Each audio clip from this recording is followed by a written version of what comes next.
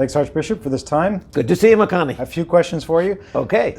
This weekend is Labor Day weekend, so school is about to restart. It is. There's a lot of people, with the current situation, anxiety over students, teachers, parents, etc.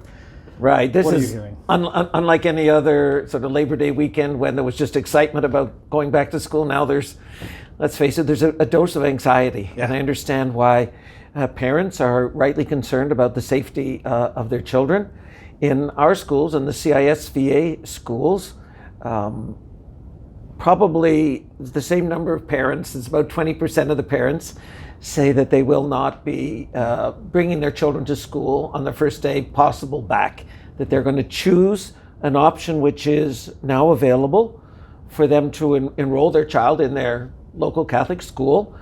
And the school teacher in every grade will provide for the students who choose not to attend, not synchronous online learning, they can't do that, but will provide probably at the beginning of the week and at the end of the week a little online time, and certainly provide learning packages and so on for the boys and girls to take home and to really do homeschooling with their parents. Yeah. This at first wasn't going to be allowed by the ministry. Right. And this is putting a lot of strain, obviously, on it puts a lot of strain. God bless our teachers yeah. and principals. Yeah. They did yeoman's work last spring, but they were at least, it was, except for June, for a few days, it was all online. Yeah. And it's impossible for a teacher to do online and in person at the same time. It just doesn't work. And I must say our teachers have been, and our principals have been really, they've been working very hard, extraordinarily hard. And I'm glad that the current regulations allow parents to assume their responsibility for the education of their children, which is a principle we've always upheld, and so that they'll be allowed to keep for reasons, to keep their children at home until such time as they judge they should return to class. How overall would you say our parishes are doing? We've been in COVID since March.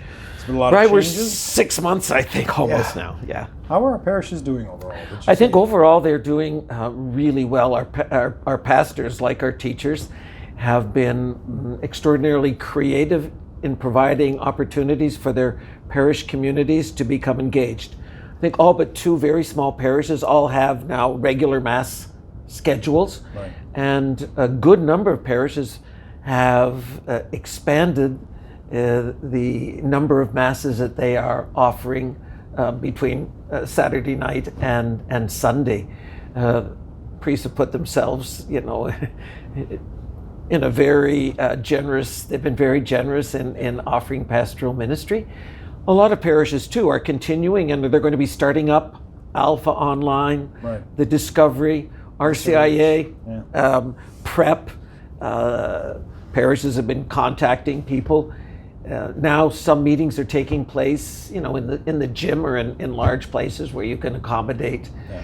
So it's tough, and certainly our pastors and the people are working hard. I hope we don't get too exhausted. Yeah. Because it looks like it's going to last till Christmas. As a matter of fact, we're already starting to think about Christmas and what we'll do to ensure sort of maximum celebration for our Lord's birth. But there's a lot going on, and I must say technology has proved to be an enormous blessing, and a lot of people are using it to the maximum in a way they never thought they would. Yeah. Who would have thought a year ago that we would have a parish council meeting on Zoom? I mean,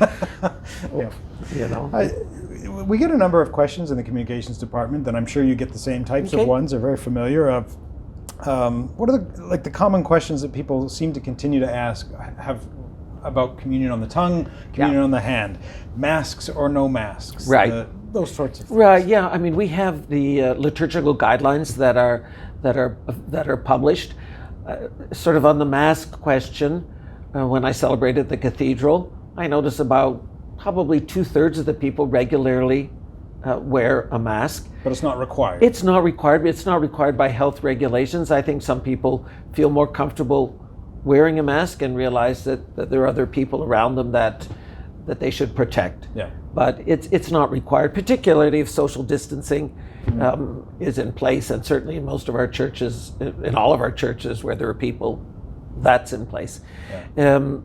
The question about communion on the tongue or on the hand, it is recommended, not required, but it is recommended at this time that communion be received on the hand. But for those who prefer on the tongue, I do ask that they receive after those who have received on the hand, if it's from the same priest. Like at the end of at the end. Yeah. At the end, so that a person that because there are people who are very worried about that, understandably, and also that the priest should really be purifying his hands after giving communion on the tongue. With those sorts of things, there are places and situations where people are concerned about, is this function happening at my parish? Is this one happening? Yeah. What if somebody has a concern? I think if somebody has a concern about it, then as usual, what do we do? We talk to the person. We talk to the pastor. We talk to the pastor, Right. or if it's the assistant. I think that's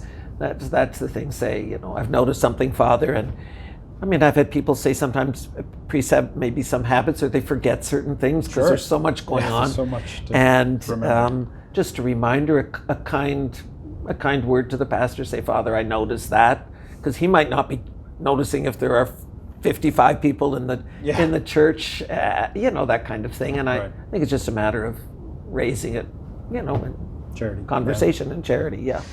The 50-person limit, a number Right. of times that question has come up, and some people are saying that it's different. We should be considered, like grocery stores can have more people, but there is a reason. There's a real difference. For one thing, in grocery stores, people are moving through and not in fixed positions. They're not basically Sustained contact is not Sustained there. contact. Right. They're not usually all coming in more or less at the same time. I know other jurisdictions and other provinces, they have different rules about the number of people who can gather. Sometimes it's a percentage of what code allows, or a straight percentage. That's not the case in British Columbia. The question has been asked directly to Dr. Bonnie Henry and to the Minister of Health and the Premier.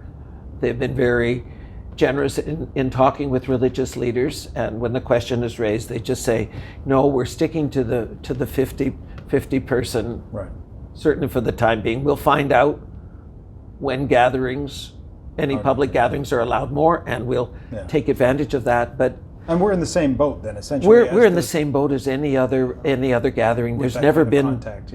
Yeah. there's never been any sort of singling out of religious institutions for any special treatment either way. Right.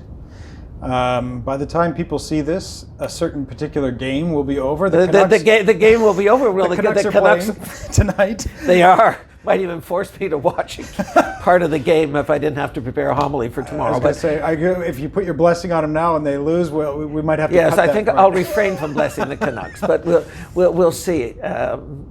Those things are fun. Hopefully. We need a little bit of diversion in a time of pandemic, because God bless us all. Yeah.